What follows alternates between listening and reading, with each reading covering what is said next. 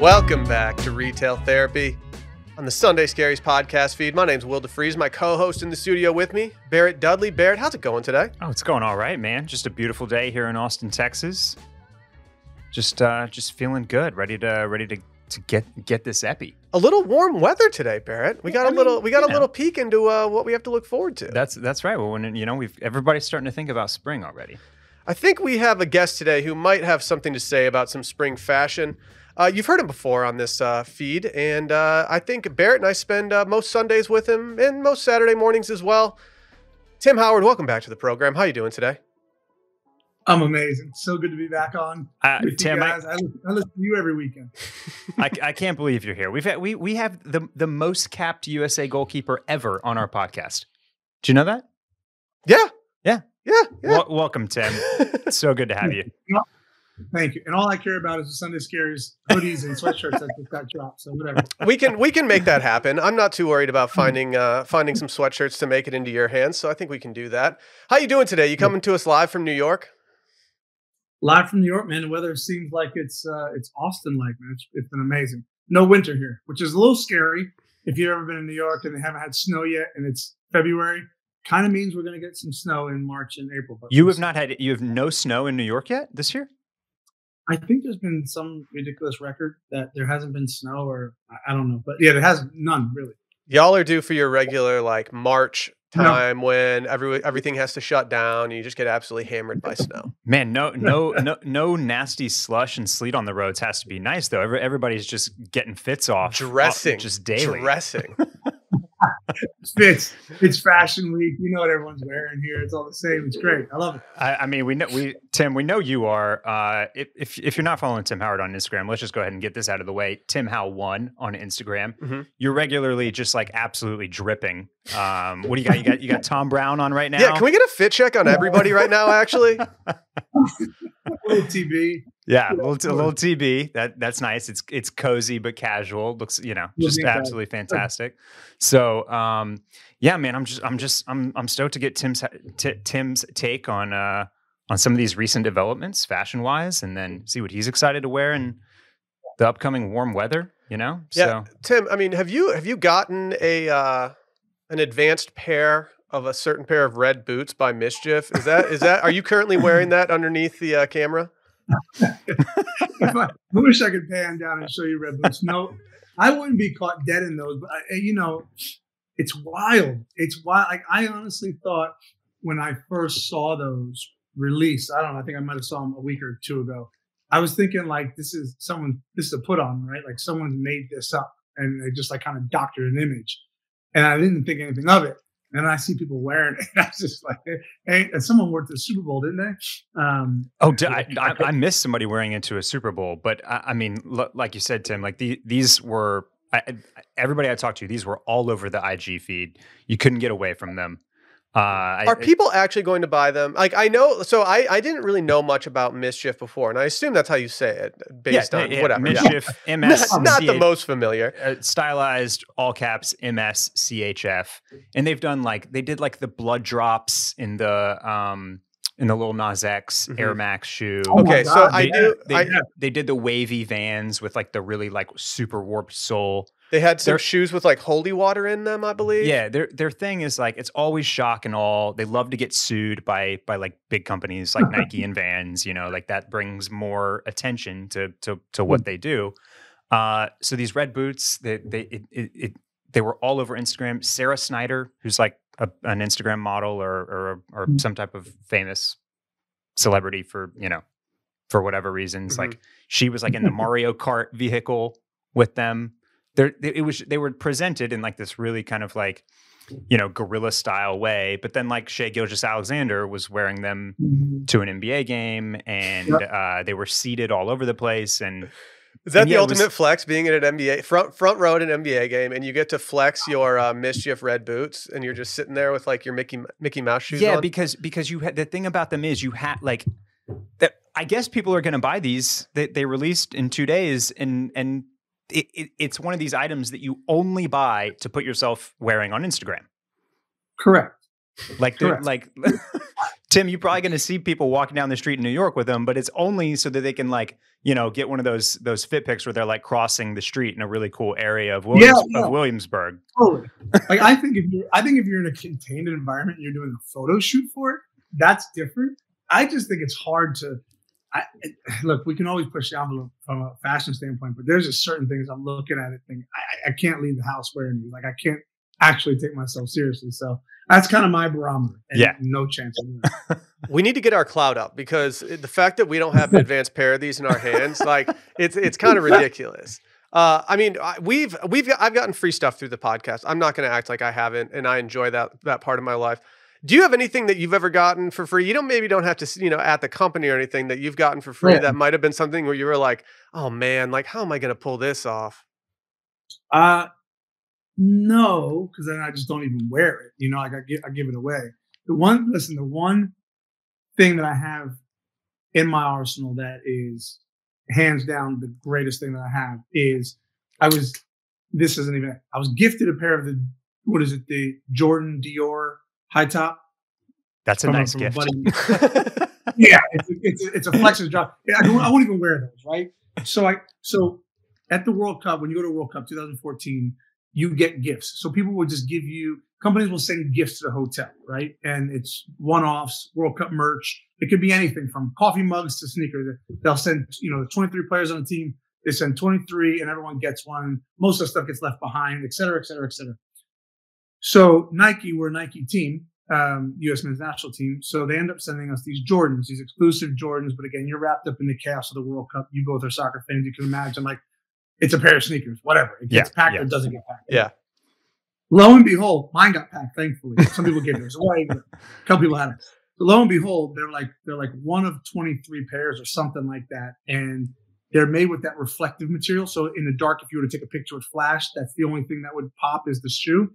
Anyway, long story short, if you Google Tim Howard Jordans, this pair comes up. I don't know how they got accredited to me. But if you were to Google Tim Howard Jordans, these really super expensive, exclusive pair of Jordans, like I have. They're basically they're like a player edition, right? Yeah. Literally PJ Tucker, who PJ Tucker has exactly.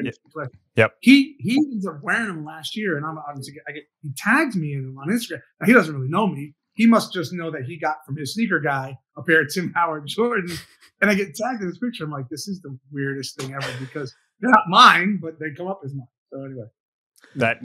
That's a cool piece of trivia. I'm looking at them now. They're Jordan 6s, it looks like. Mm-hmm. And this looks like a pair that PJ would wear down the tunnel. Cool. Speaking of that, Tim, I kind of had a question related to it.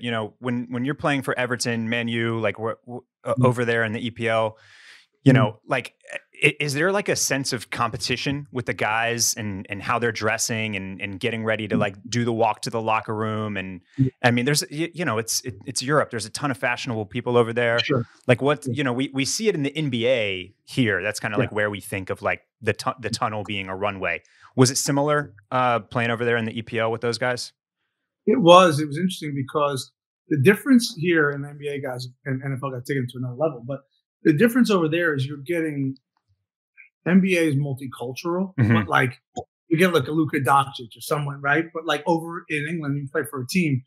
This is just this melting pot of cultures, right? There are Africans, there are guys from Asia, there are guys from France, there are guys from all over Europe and South America. So you can imagine you're getting the Brazilian style, you're getting the French style, you're getting the Nigerian style, you're getting everything. So there's this kind of melting pot, and then there's also the money, right? So there's a ton of guys who can't dress, who just go straight into the high street, right into whatever's on the mannequin. They're it's got some diamonds on it. Give me all that, and they have money, right? So the fashion is definitely watches, cars, fashion, wash bags, toiletry bags. It's I always love looking at the wash bags that guys have because I always thought they were cleat bags, and then I for some reason I love watching United players, or at least seeing the photos of them pulling into Carrington and seeing what cars they're in, because I'm just oh my god, yesterday Rashford pulled in this one Mercedes, and today he's just in a murdered out G-Wagon, and then it's just I'm so jealous that they get to play this game with each other.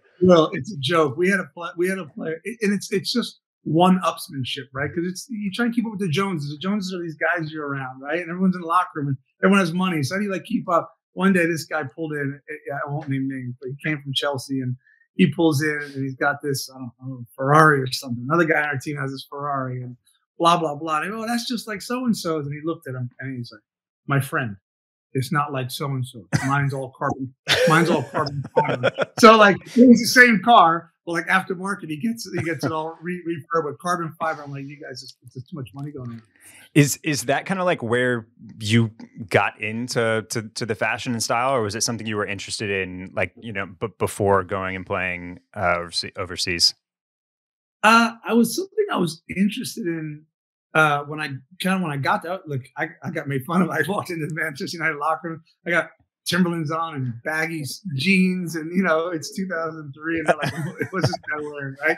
But I was like, I'm not wearing skinny jeans, no way. And then here we are, you know, however many years later. Yeah. So, yeah. I think that's kind of where, and in Europe fashion in Europe is amazing. It's everything, you know, it's brilliant. So you get so much of that influence there that it's hard not to get attached to it. Yeah. Yeah. You made a really good point about like how much of a melting pot it is. That's cool. I bet you get like, you know, everybody's rocking designer and spending a lot on it, but I feel it's a good way to see it put together in maybe like some more unique or interesting ways, because everybody kind of like has their own basis for it. Their own little spin on it. Yeah. It's pretty dope. When you're dealing with such big personalities and people that are dressing in this way, or people that have the money to afford that stuff, is there still an excitement when there's like player issued like new gear that comes out? When you go to your locker and you see stuff hanging, like, are you still excited? Are you snagging a couple extra pairs of socks or anything just to like make sure you have some like down the road if they get wet or anything? Like what's the deal there? Yeah, I think that you become so numb to it, you know, from an apparel standpoint. Like I'm that way now that I'm no longer playing, right? When I look at like, I follow the New York Knicks, or you get some like new swag, and I'm like, yo, I gotta have that. When you're a player, your shoe company laces you with all the apparel that you can have, and you know, it's like you get team gear, which people would die for. You know, they'd snatch your hand off for. It's like, it's just more team gear. So you kind of become numb to it because you're so inundated and overloaded with all the stuff you get. When it comes to dressing and doing these things, a lot of our listener questions were about going into spring and diving into the warmer weather and things like that. Are you a fall, winter person, or are you a spring, summer person? Yeah. What do you like dressing for more? Yeah, cold weather, because I can layer and I can put on more cool stuff. Yeah, you know what I mean. So like, there's a hoodie and a jacket and some boots and some, I want to wear a scarf as well. So I want to mix all of it in, you know. But yeah, I've started to really enjoy spring and summer, but that's a whole different category for me. Have you had any items this past winter that you've just like look back on this year and you're like, man, I have worn the hell out of this thing? Like if I got a lot of my friends have seen me wear this thing like 4 different times, and they're going to make fun of me if I keep wearing it again. Yeah, no, I don't care about that. So I've just wear it straight up. I actually bought I went on a hunt and I found it and I was happy. It was Acme Studios down in Soho. And I wanted like a long black wool trench coat, but one that I could wear with a hoodie to the gym, you know, like just that New York kind of mobbing, you know, like I could wear it out to dinner. I could wear it to the gym. I wear it, and I got it, and I wear it all the time. Yeah, it's like my Linus blanket. Yeah. Yeah, that's. I mean, we were just talking off mic about how you were able to just like pop into Todd Snyder to buy a pair of replacement pants, which I actually appreciated your answer to, because somebody did ask us, what do you do if you lose a jacket in the club? Do you immediately go out and rebuy it, or do you just like say goodbye to it and, you know, move on to the next thing? So it was cool. Like, you know, you had that pair of pants. That was a great pair of pants, so you had to have them again. But you know, Will and I always like joke, like there are a few good shops in Austin, but we are not confronted with that like level of temptation of just being able to like traipse on down to Soho and like walk into Todd Snyder, walk into Acme. Like, thank God we don't have that option. It would be terrible. I would be so poor. I'd be financially ruined. Sally would kill me. But also, go ahead, Tim. Sorry, I was just gonna say, like, you know, I wonder if we had that, if we were able to do that, does that take away from like the anticipation of getting a package in the mail, or do you just get the best of both? You just have both going on all the time. It's it's such a terrible question because I don't even know if I have any answer. It's like, yeah, it takes away a little bit. Like, so I've got like I go down to Soho. I've got my boys at all my shops. And like the other day, I went to Amélie Door and I wasn't even going to go left. I wasn't. I just like, all right, I'll go left. It's a true story. I go left and my boy Tomas is just chilling outside smoking a cigarette. So I'm like, what's up? And we're just kicking it. And he's an actor as well. He does this theater stuff and talking to his producer. And I was like, what's up, man? Just hanging. He's like, you want to go inside? And I'm like, no. He's like, come inside. I'm like, all right. So I went inside. And I came out with a bag and I bought a pair of pants that I didn't need or necessarily want. But I was like, I also can't walk out empty-handed. So, yeah, it's tough. Man, Tim just described such a vibe. I know. Didn't he? Just hanging out with Tomas, who's just chilling on Mulberry Street. He brings you in. Yeah. You walk out with a pair of pants. That's the dream right there. Yeah. Yeah. I mean, as someone who's been to that location just one time, I did walk out that one time with something I did not have any desire to go buy. But I was like, well, I'm kind of here and I'm kind of feeling it. So I think I'm just going to start trying stuff on and do that. Yeah. I think that, fall, winter is always like, I think we all kind of lean towards that if you like clothes because you do have the opportunity to wear more clothes, to put on more layers. But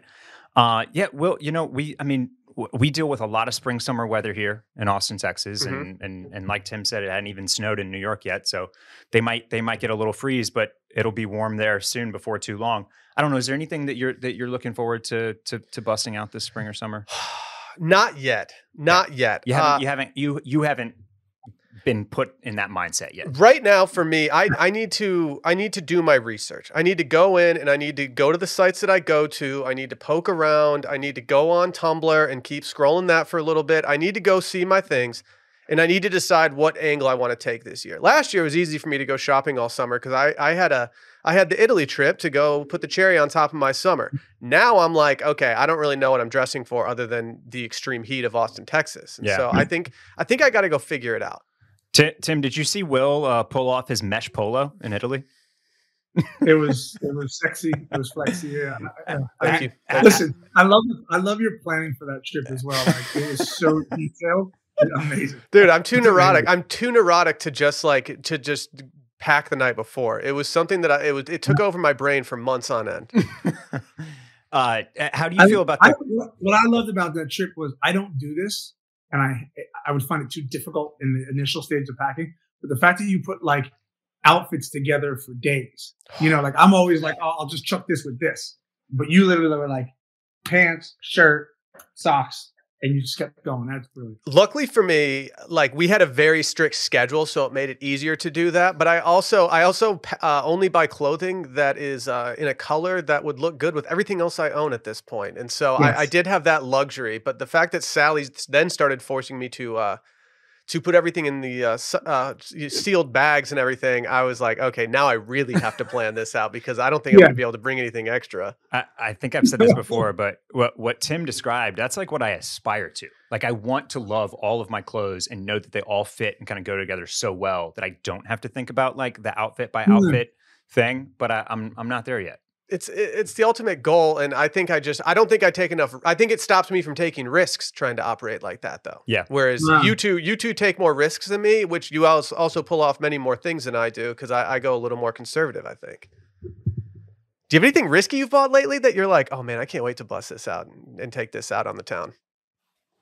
Yeah, and maybe any mesh or crochet for yourself, Tim. How do you feel about that trend? I kind of like it. I'll tell you what happens. We talk about I like dressing for colder weather, fall, winter.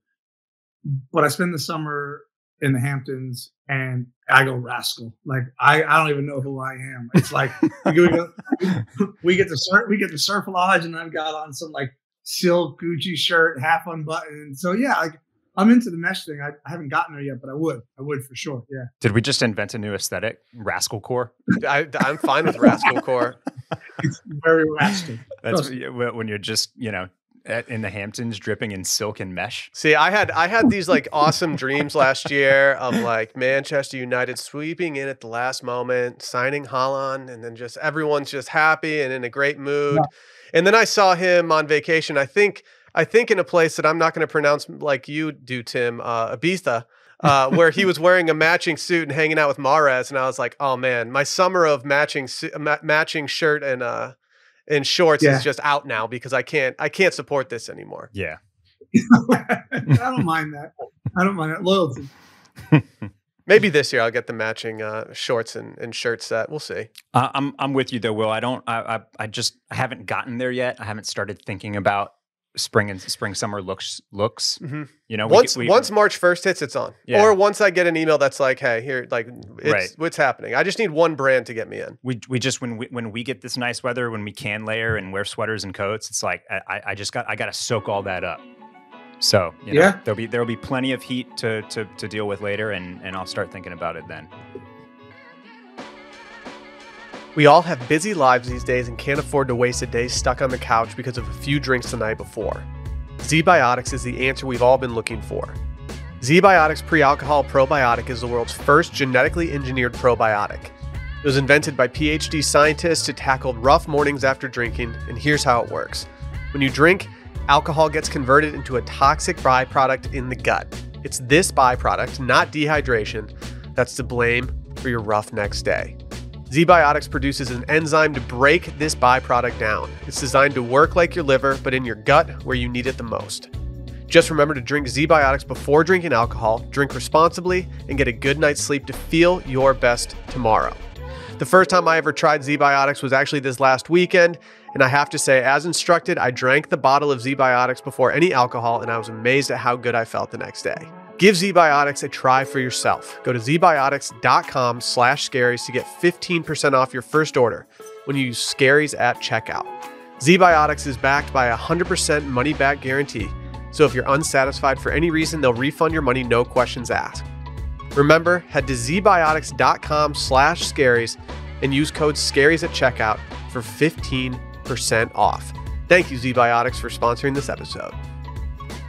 We did get a question regarding work or pre-work routines and things like that we do. And Barrett, you made a good point about Tim. You have to have a much different routine because you're getting up for work at a much different time than us. You have a much different schedule than us.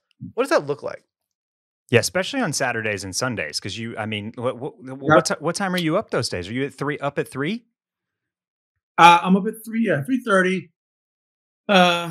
Car comes at full 3:45, and go up to the studio, get makeup, rehearsal. So we're in the studio probably 2-3 hours before the show, getting all prepped up and ready to go. And there's sometimes where I get in the back of the car and I get those little eye patches and put them on my eye. And I'm thinking, I hope he doesn't look back here and think, what is this fella doing? Because it's 3:30 in the morning. I've got eye patches on, so yeah.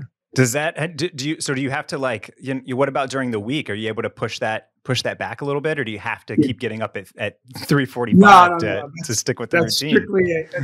It's strictly a Saturday Sunday routine. Okay, but that does mean I have to be in bed by about 8 o'clock. Yeah, which is hard for me because I'm a night owl, so I got to shut everything down. Yeah, but what is your more normal morning look like? Are you getting in a workout? What's So I'm a get up, and I've been reading all this stuff, and I know it's right. Drink water, get 15 minutes of sun, do all that kind of stuff if I can. Coffee, workout. I like to work out in the morning if I can, whether that's a class or on my own. And then normally my morning is usually late morning is calls. I get all my calls in. I try and do it all before noon. That way I have my afternoons free. So what about you, Will? Pre-work? Well, things are looking a lot different now with a child in the mix. Yeah. Where I used to actually just try to get up as early as possible and work so I could also have some free afternoons.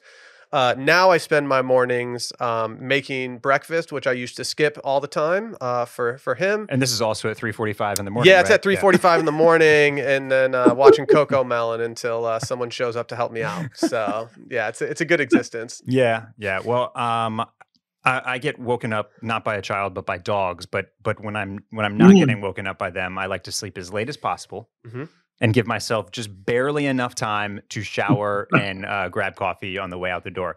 I love the idea of a pre-work routine. You know, Phil Battaglia, our old friend who co-hosted Club Cool with me, he had like a big one. You know, it was like very glamorous where he'd like be up and he had like this exact coffee routine and like this breakfast that he ate and like reading the newspaper and like this whole like very structured morning before he even like got to start on his day. I think I got close to that during lockdown, and I was like, oh man, this is what it feels like to be one of those like TikTokers who's like a day in the life of someone who works from home. And then suddenly they're just like, eating all day. And that's what I felt like. And now it's like, it's just, I mean, shit has hit the fan in a way that I can't even express on my mornings. Yeah. How much influence do you actually have of the stuff that you wear on camera when you go in on a work day for that?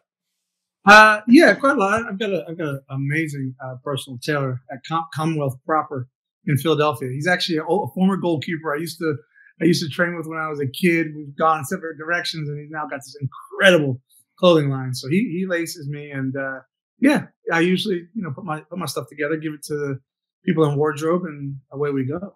Are there certain colors that like pop on camera that you like to stay with, or anything that you avoid? Basically, we have a brilliant stylist there. Her name's Stephanie at NBC, and she basically tells me what works and what doesn't. So if there's something that is just not gonna blend well, not gonna pop, or too much clash, then we just stick it into the personal wardrobe. So it's normally fine. On the weekends that you get to go over to the UK to cover the games and everything, are those times when you just like you pack something and just toss a coat on over it and just be cold for the next 3 days while you're traveling around all the different cities, or do you actually have a built-out wardrobe that you're expected to wear during that time?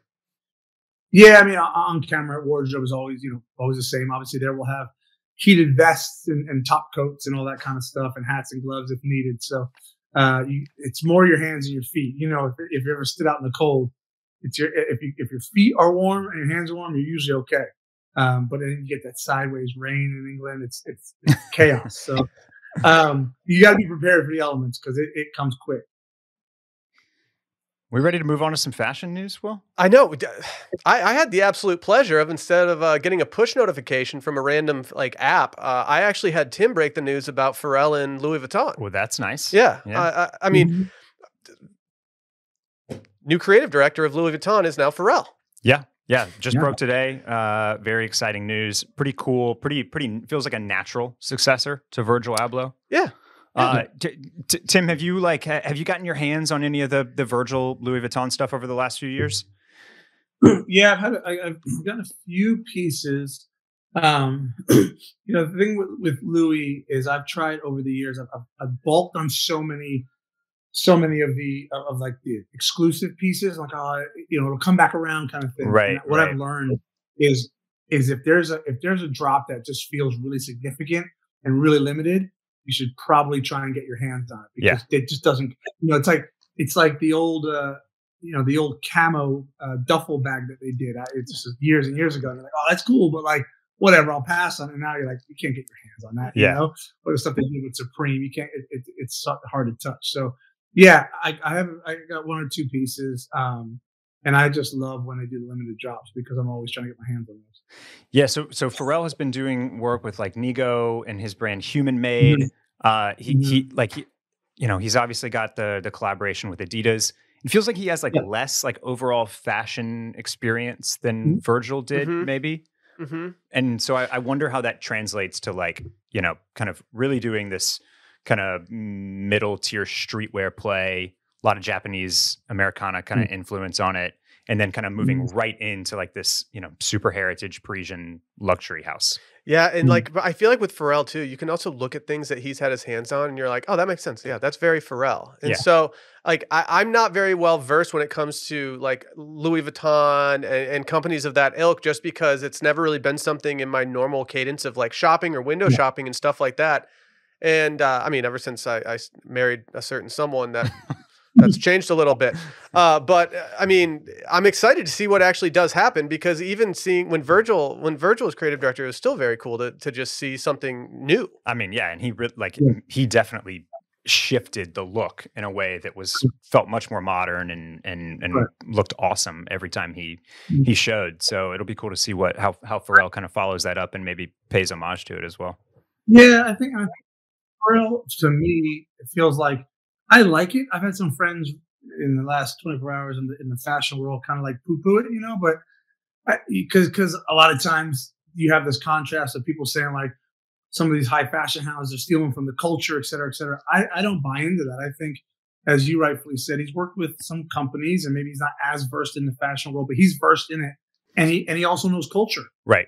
From his music to his clothing lines and the collaborations he's had. He understands the culture. And you rightfully said, Virgil took Louis Vuitton. When Virgil's first dropped, you're like, this isn't Louis Vuitton. Like, what is this? And then it ended up being amazing, right? And so I like the direction they're going with it. I love the fact that you're just going to, I think you're going to see his spin on this in such a big way. It's going to be crazy.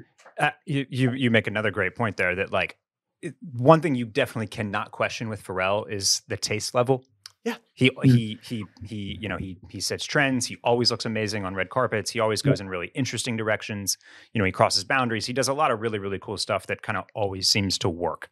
So, you think about even like a guy like Ralph Lauren, right?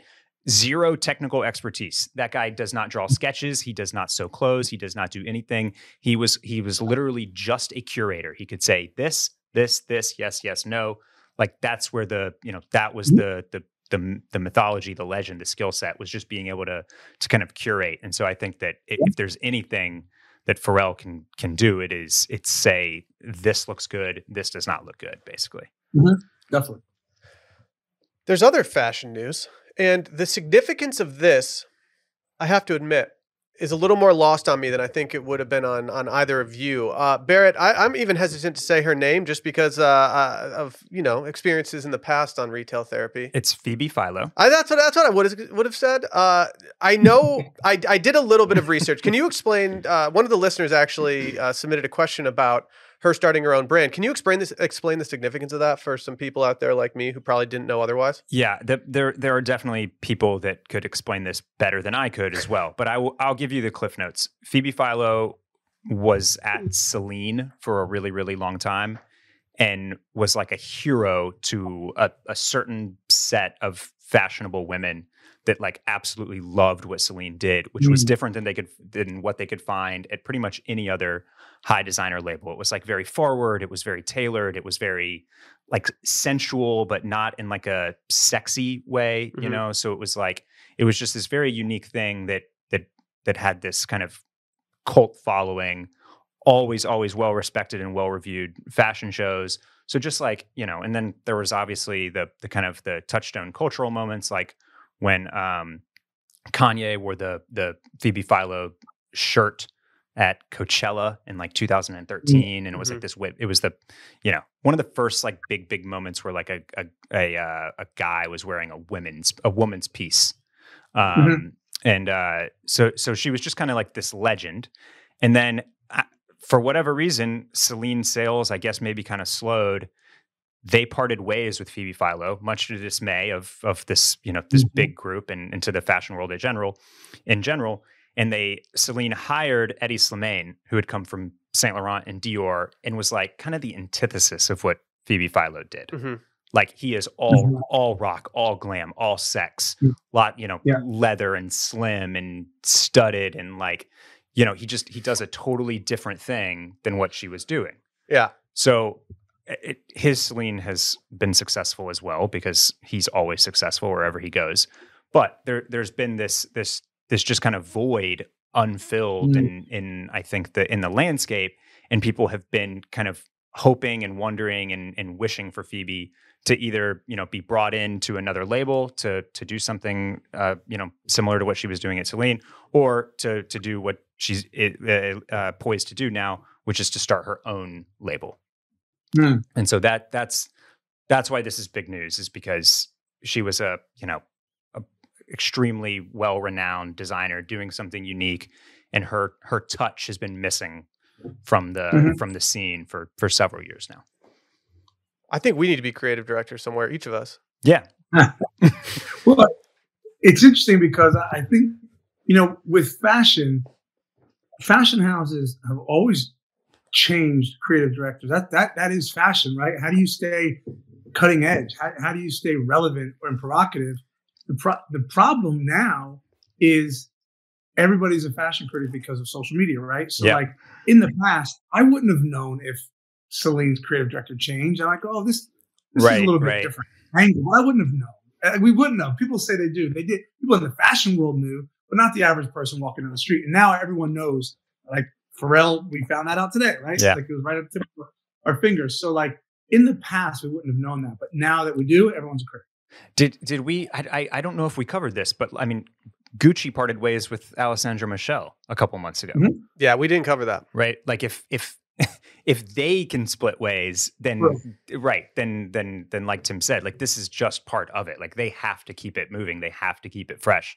And as soon as and all of these, these big brands, like they have stockholders. They're looking at the bottom line and the numbers. And as soon as things start to dip, that they're gonna pull the cord and switch it up. So it also feels like creatively companies have gone, it's a bit like I'll transition to soccer, right? You used to have all these managers and they'd last a long time in the job. What owners have found out is, no, we'll just change our manager. We'll occupy the team. We'll make sure we get all the right players. We'll change the manager much quicker. And I think these fashion houses are doing a very similar thing. It's like it used to take a lot longer. The creative directors would be at these fashion houses for way longer. Now it's keep it moving. Produce something. It was great. 2-3 years off. Next one. And the reason we know they're good because they're going from one top fashion house to another. So it's not like they've lost it. Well, I mean, Tim, you mentioned the social media aspect of it too, and that contributes to the churn as well. Like, we're about to get it. We're about to bring up another aesthetic, another core here in a few moments, right? And it's like that. Well, every week there's a new one. Every week something shifts and changes, and the trends change. So it's like that's all been accelerated, and so I think that also kind of adds to what we're talking about here, where they just, you get a few cracks at it, and then it might be time for them to try something else. But yeah, the Phoebe Philo stuff will be interesting. It will also be very, very expensive. Menswear or not? So the GQ headline is "Women's wear legend Phoebe Philo is back. Menswear heads rejoice." So I'm not sure if she's going to do both or what, but something to but we should batten down the hatches for some the Row-esque prices is what you're saying? Probably. Cool. Probably. Perfect. And let's just shoot out an email and to Phoebe@PhoebePhilo.com and see if we can all get seeded a few pieces, right? I heard she applied for she was applying for the creative director job at Louis, but then she didn't get it, so she was like, I guess I'll just start the thing that I want to start this entire time and just go do that. Yeah. I usually hate getting push notifications, but I have to admit there's one that I absolutely love, and it's the ka-ching from Shopify. Shopify is the commerce platform revolutionizing millions of businesses worldwide. So whether you're selling t-shirts like me, or whether you're selling just an online product or course, Shopify simplifies selling online and in person so you can focus on successfully growing your business. Shopify covers every sales channel, from an in-person POS system to an all-in-one e-commerce platform. It even lets you sell across social media marketplaces like TikTok, Facebook, and Instagram, and it's packed with industry-leading tools ready to ignite your growth. There are so many plugins that you can use that I can't even begin to describe the marketplace for that. Shopify gives you complete control over your business and your brand without having to learn any new skills in design or code, which is a plus for so many of us, myself included. And thanks to 24/7 help and an extensive business course library, Shopify is there to support your success every step of the way. I've used Shopify currently for our business at Washed Media, and I have to say it makes selling everything so simple from start to finish. It's allowed us to grow our business, and it's allowed us to build a website that's good looking and makes us look like we know what we're doing, even though sometimes we don't really. It really does take your business to the next level, so go and try Shopify today. This is Possibility, powered by Shopify. Sign up for a $1 per month trial at shopify.com/scaries, all lowercase. Go to shopify.com/scaries to take your business to the next level today. Shopify.com/scaries. Well, Barrett mentioned that we had a core to talk about. Tim, as you know, most episodes we talk about some new aesthetic, some new trend, some new whatever. We've got a couple to talk about today. The new aesthetic that we're going to talk about today is forest core. Are you guys familiar with forest core? I am not. My original hope was that forest core would just essentially be like dudes like us just dressing like Forrest Gump, like growing big beards and wearing like short shorts all summer, or just wearing like, gray suits and doing that kind of thing. It turns out it's not that. People are just absolutely decorating the insides of their places with dark colors, wood, stone, plants, natural textures, etc. And I have to say, I'm not in on this at all. It's almost like Gnomecore exploded into like a bedroom of like a 12-year-old. So this is okay. I thought where you were going to go with this is that people were dressing like trees. But well, I mean, I kind of dress like a tree sometimes. Like this is a design. This is an interiors aesthetic. Yes. We don't normally do interior aesthetic on this. It's a nice change of pace. I do have dreams of just wearing like. I have had a draft on Substack for about a year now that is talking about how I just started dressing like a ball of clay last year at one point. I was just wearing different hues of like gray and black, or like dark gray and slate and stone and stuff like that. But I could actually see myself going much more forest core than I actually am now. Yeah, I mean, it's kind of giving Hansel and Gretel a little bit, right? It's not good. When I first clicked it, I was like, oh, I like the idea of like getting rid of the super Instagrammy like light interiors that we've known and gotten so used to. I was like, maybe we could use a little dark. And then I started looking at photos of it, and I was like, oh no, this just looks like a little kid like went to town using just arts and crafts kind of stuff. Yeah, no, a lot of malls. Tim, you travel so much. You're in Memphis to check on your team, and then across the pond for EPL games. Are you able to have like live plants in your place? No. Me and live plants aren't friends. Yeah, so you can't get in on this. You got to have like ivy crawling up your walls and stuff. Yeah, I need the kind. If I ever get a plant, I always ask like, well, what's the plant that like I need to do the least to? When I say least, like leave it and probably never touch it. Like, what can grow? So yeah, it's not my game. When you finally get to go back to your place after an extended period of time gone, like what part of your home, what part of your habitat do you look forward most to when you get to go?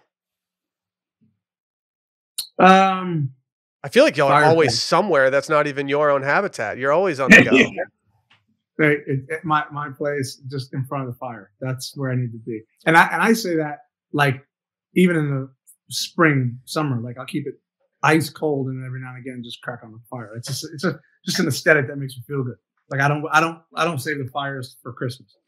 You might. I just listened to your fire poker episode this past Sunday. You might have to start making fires in the summer. When it was mid-60s during the Super Bowl the other day, we had a couple people over, and I was really I really wanted to set the scene for them and have a nice little fire going during the Super Bowl. But I also didn't want to sweat them out of my place because I had a fire ripping when it was like approaching 70 that day. So I had to take some time off of doing the fire. But I think that's up there for me. Sally has since crafted a very, very hotel-feeling bed, so I don't think I can get away from that. I will say the one thing that Forest Core makes me think about, I do sense a darkening of interior aesthetics at the moment. I think so. For so long, I feel like it's been like this really like bright, very Scandinavian, like super, like a lot of white, white kitchens, that type of thing. And now I feel like the trends are definitely getting a little bit, they mention dark wood colors here, stone, plants, natural textures. I do feel like some of that is kind of creeping into the general interior aesthetic at the moment. I've been enjoying, like, people have been doing a lot of really like monochrome interiors where they're painting the walls and the molding and everything. They're painting it all the same color. And I think it's kind of nice for like one single room to have and to put a piece of art on the wall that pops with that color or something like that, as opposed to just like, I don't know, everything being so like cutesy or put together. I don't know. There's something about like just the washing of an entire surface in one color that's kind of pleasing to me. I kind of think it spins a little bit from, I mean, I hate to give them credit for everything, but some of this feels like the Bodhi store and like her place on, what was it, on Architectural Digest or something? Yeah. She does the monochrome thing, but it's like just all brown. I cannot tell you how much it stressed me out. So I don't know, Tim, if you've seen this Architectural Digest home tour. I think it's called Open Door. And they did it with the woman who did Bodhi, and she they have a corduroy couch, much like they have all their other corduroy stuff, and it stressed me out so much seeing them sit on their couch and just draw on it. I was like, nope, nope. The clean person in me cannot watch this happen. Like I get stressed with my dogs on the couch next to me. See but doesn't that feel kind of like fairy tale storybook type stuff? It right? does. You know? Does. So I think that goes right into the forest core. I've just become too anal to do something like forest core at this point. Like I think like I don't know if I'm offending anybody here. I think all of us seem relatively like anal and over concerned with how we have certain things around our place. Something tells me that all of us are kind of in that mentality sometimes. I'm out. I'm out on forest. I can see why you would think that about me, Will, but it's not true. I have a tendency to clutter.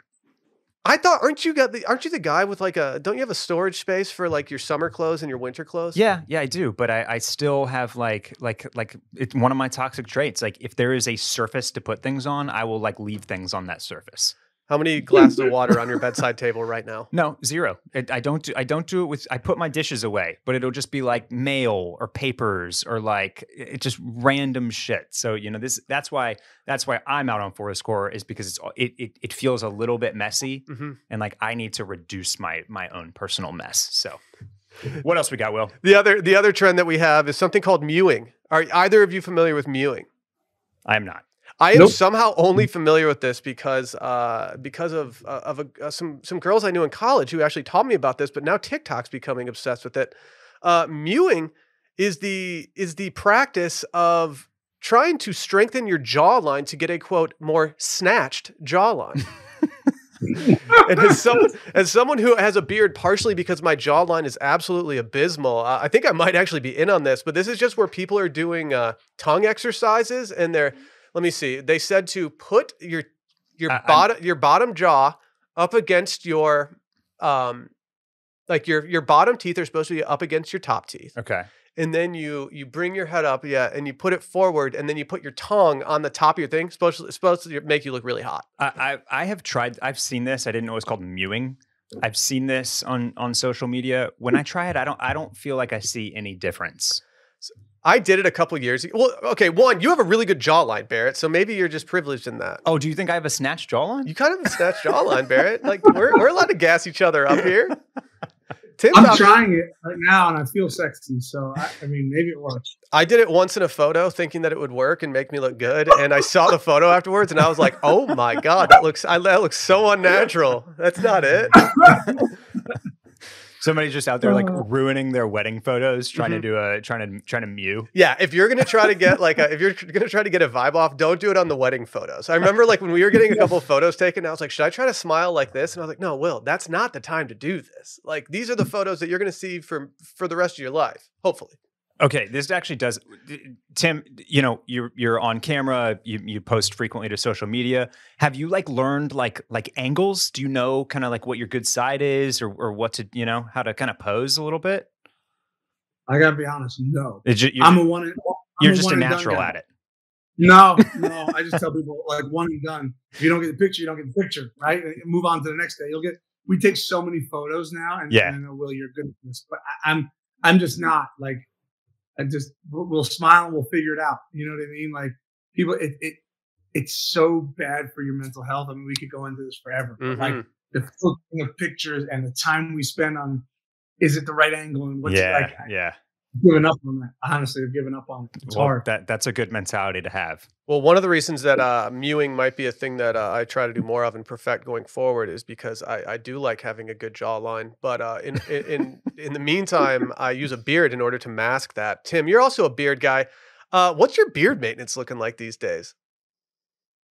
You'll laugh. So it's been too long.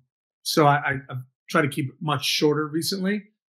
Also, I think a shorter beard looks good with suits and ties. And sometimes when we wear a suit and tie, I got this big bushy beard. Kind of all runs into it's not professional. So I try and keep it short. And then honestly, I get out of the shower and I put, Aquaphor. You ever have a little Aquaphor? Yeah. Aquaphor in the beard, morning and night. That's it. End of story. That's just the way it goes. I might have to try that. Yeah, I have to deal with the dry skin all the time, and I trim it myself. Do you ever go somewhere to get it trimmed up by somebody else, or you do it yourself?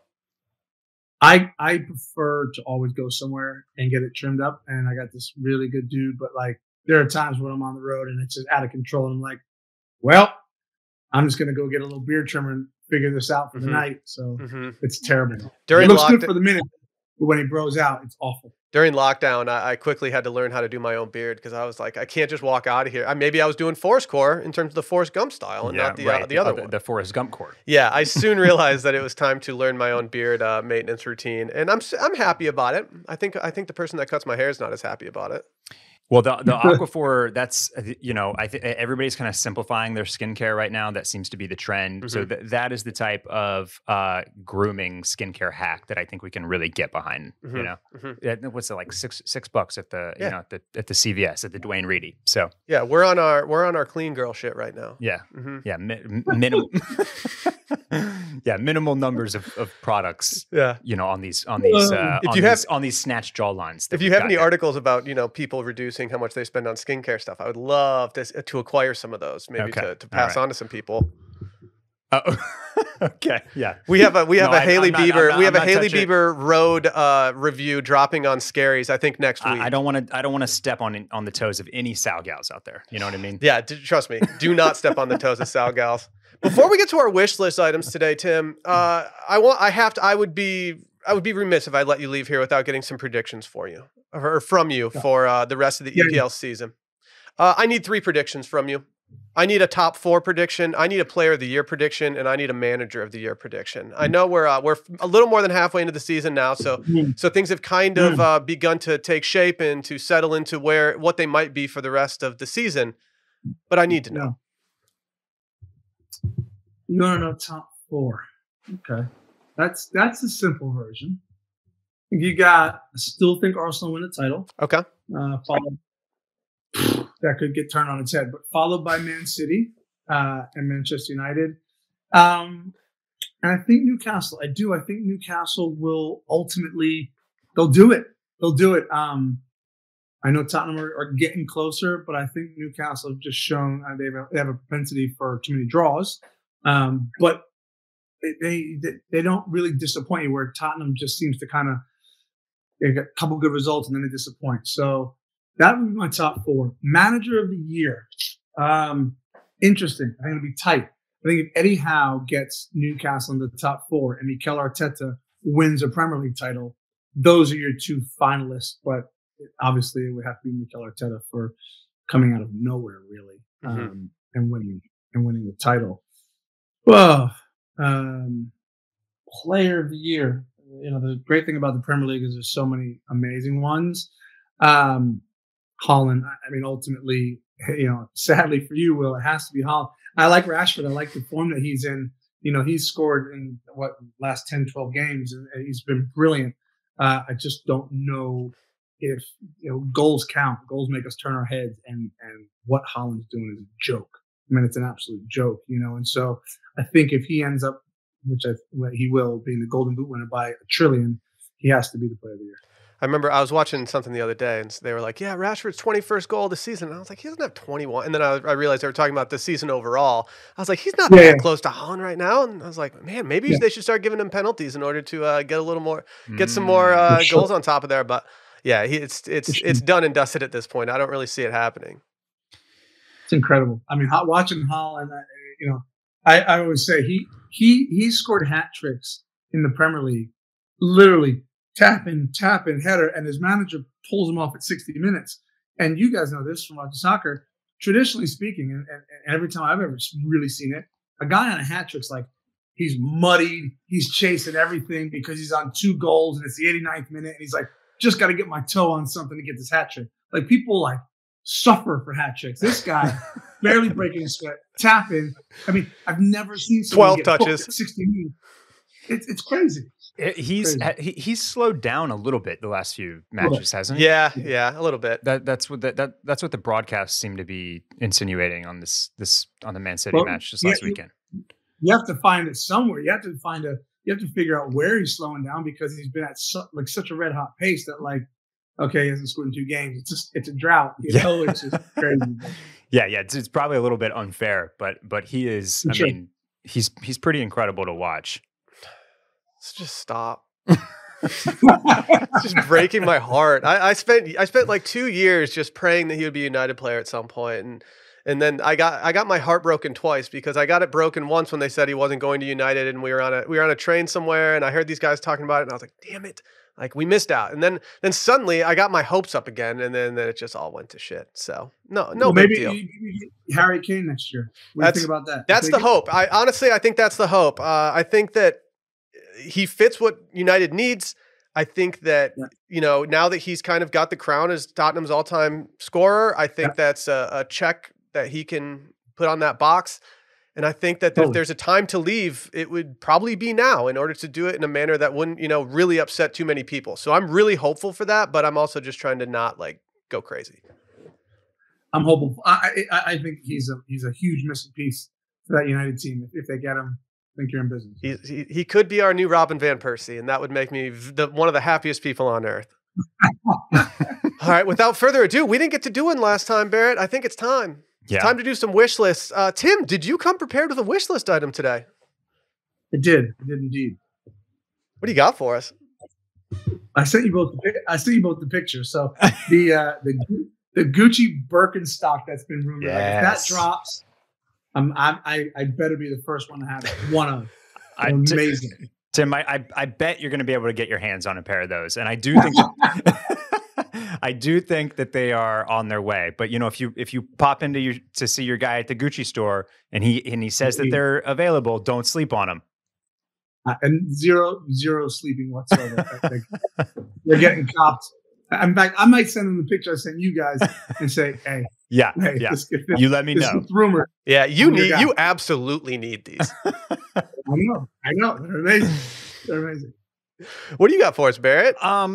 Well, first, okay, I want to ask Tim a question before I give you mine. Yeah. Tim, do you have any? You have like a go-to fragrance? Are you a cologne guy? Like a Yeah. What Valentino. Valentino. Right. Okay.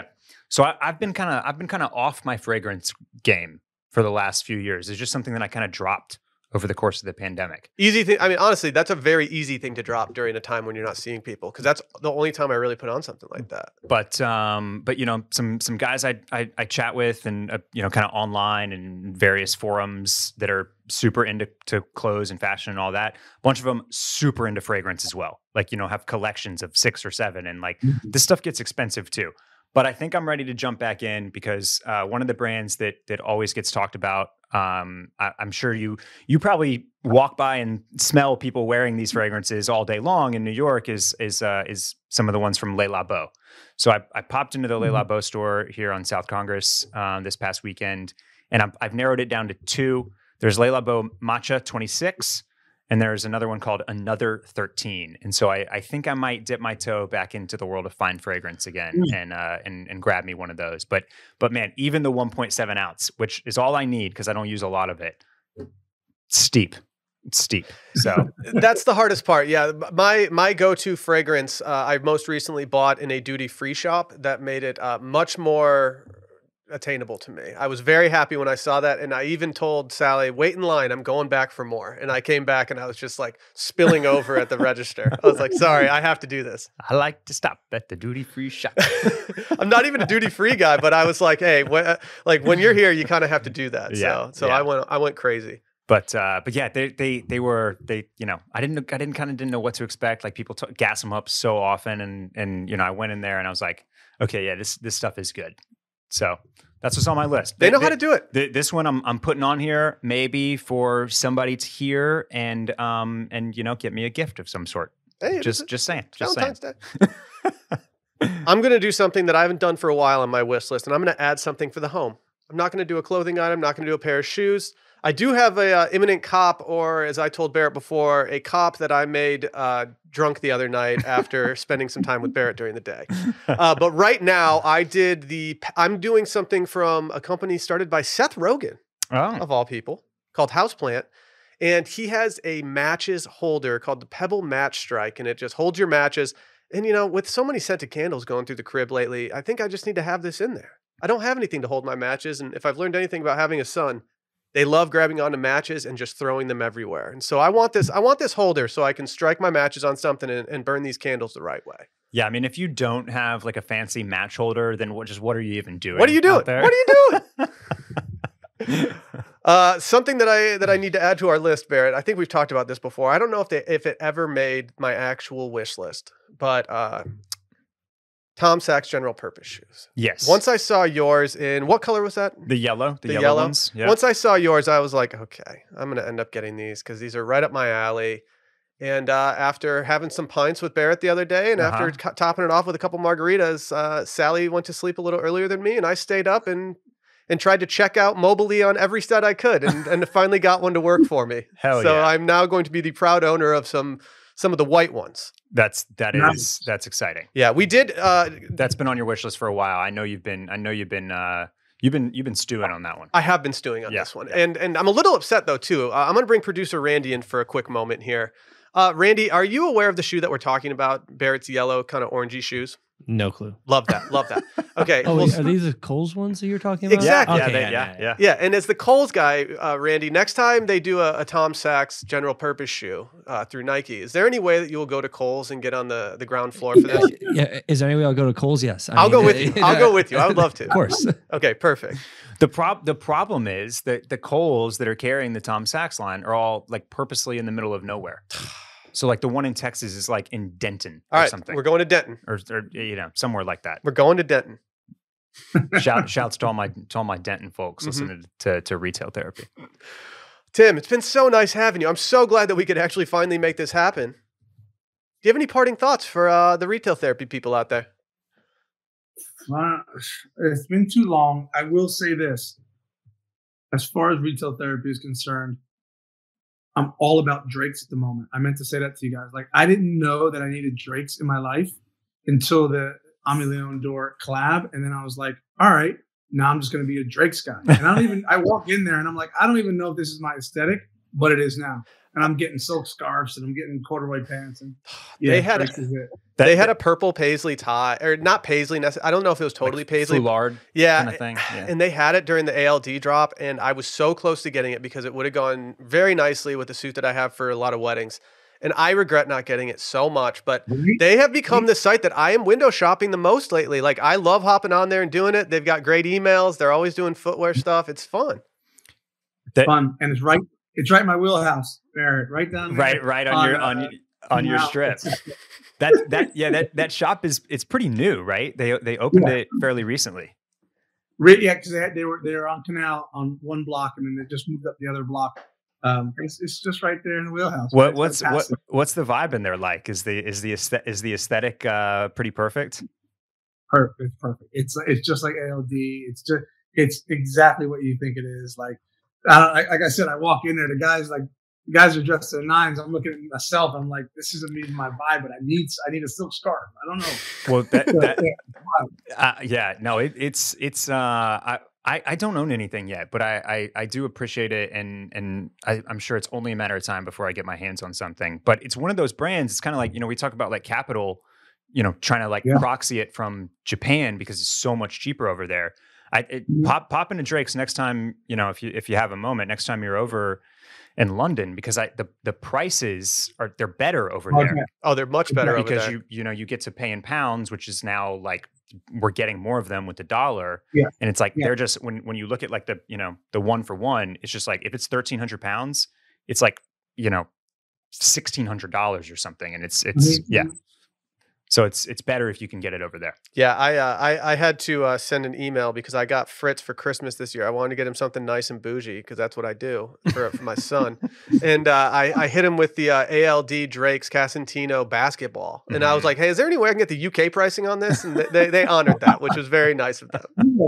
Now he doesn't even touch it, and I use it as a head pillow when I'm going to bed on the couch. It's a beautiful scenario that we've found. You're laying your head down on some Casentino. Yeah, huh? I mean, it's pretty comfortable. Yeah. I did it one time, and I was like, "Oh man, this might be a regular thing." They need a soccer ball now. That's the next one. We'll get him to do a soccer ball next. I mean, let's throw this out at Tim's guy Tomas. To run it up the flagpole. We need a Casentino wool Drake's ALD throw pillow. Mm-hmm. Mm-hmm. If Teddy's listening, I mean, let's get it. It's beyond time. Well, Tim, it's been a pleasure. I think it's time to say farewell to everybody. There will be a listener digest along with this episode, so you can go check that out in the description of this episode. And other than that, we'll see you guys next time. Thanks so much, Tim.